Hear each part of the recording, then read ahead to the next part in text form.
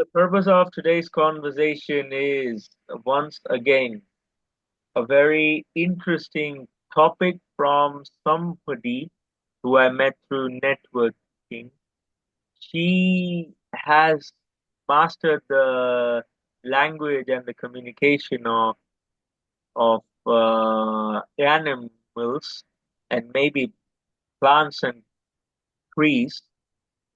Though the animals are slightly more receptive, so we can understand that yes, the animal is understanding, but she's a very multi-talented person, and today the guest is going to share about the non-verbal communication that we human beings experience. And Ulrike, I suppose this is more about the body language, the expression, the tone that we human beings communicate with each other. Uh, it's more nuanced than animals because my assumption is you know better that animals uh, don't really have that level of tone and body language as much as human beings. Even with the eyebrows, with the eyes, with the shoulders, people communicate so much. What are your Yeah, no, I'm not. I'm Krishiv. I'm not talking about body language. We're talking about nonverbal communication, and that is basically emotional. okay? So Okay? emotional, non-verbal communication in terms of emotional. Yeah. Like Okay, exciting. you sense, you sense the emotion of somebody. Yes, Yes. Yes. correct. Yeah. That that's what animals do. Animals sense our emotions. Okay, Yeah.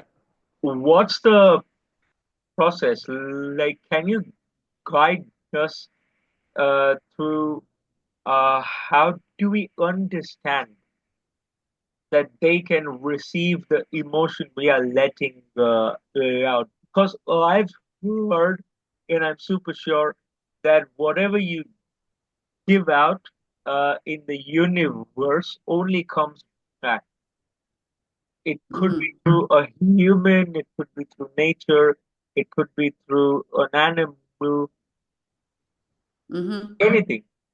So, Hmm. what is your experience of whatever you let out that comes back to you? What I let out is who I am,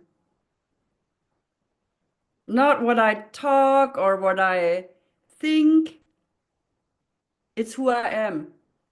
My whole, my emotions, my body, energy, my philosophy, my spirituality, my consciousness, all of that. And the animal sees you holistic. Okay, so the animal sees you as all the aspects of you. Yeah. Wow, what a sixth And sense. the, yeah, and what and the thing is, the human being, for example, we think we're really happy and going well and self-controlled, but beneath, maybe we're sad or angry or fearful. But we don't feel that because we're most of the time we're thinking, we're mental most of the time. We don't really feel a lot because feeling is more dangerous for us. It's easier to think because thinking is is controlling. Emotions, you cannot control them. So we avoid emotions. But animals, they don't think. They cannot control through thinking. They cannot do that.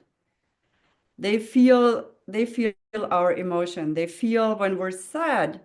That's why the dog comes to you and puts his head in your lap when you're not feeling good.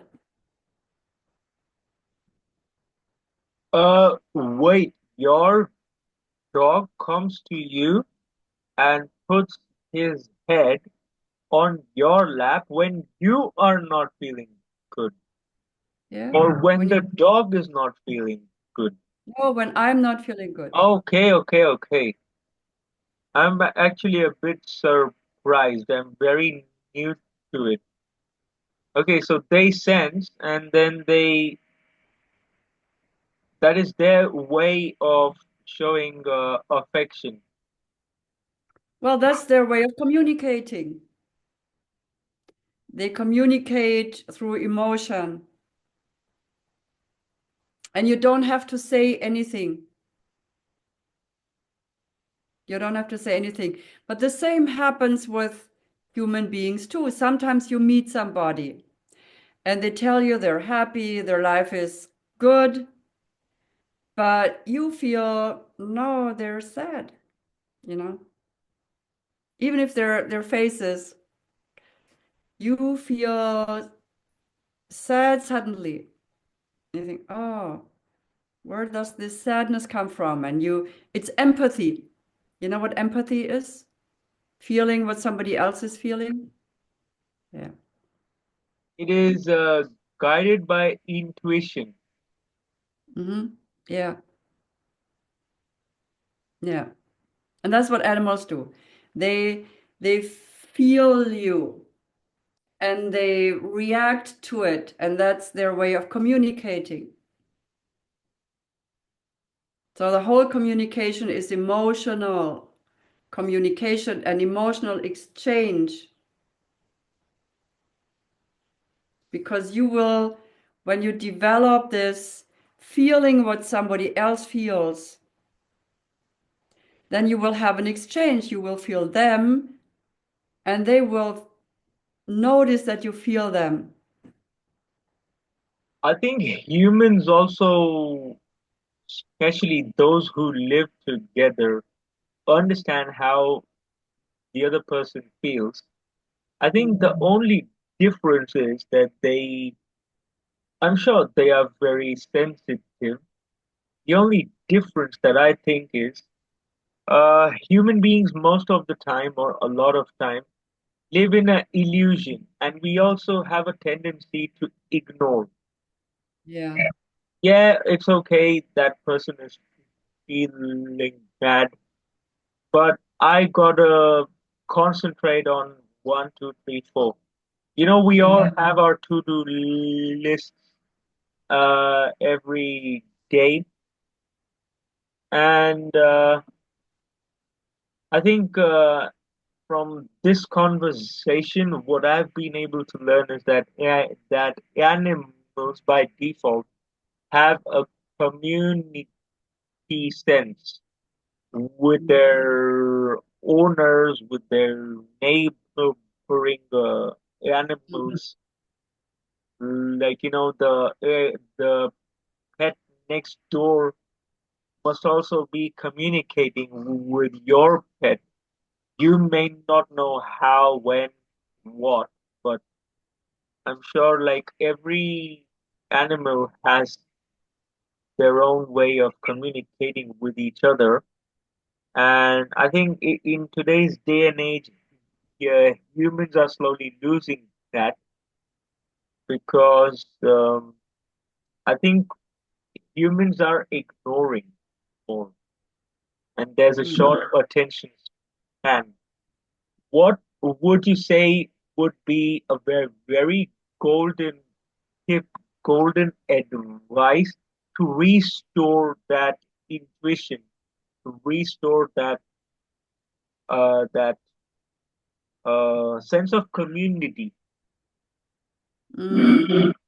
Get out of the thinking, get out of the head into the heart, Okay, and start feeling your neighbor, your colleague, your wife, your dog, your whoever. Because when you start feeling, you get very good information. That's why animals are so good at survival, because they get all this information through emotions. Like fear tells them danger, you know, protect yourself, or right. love tells them I can trust this person, I can connect here.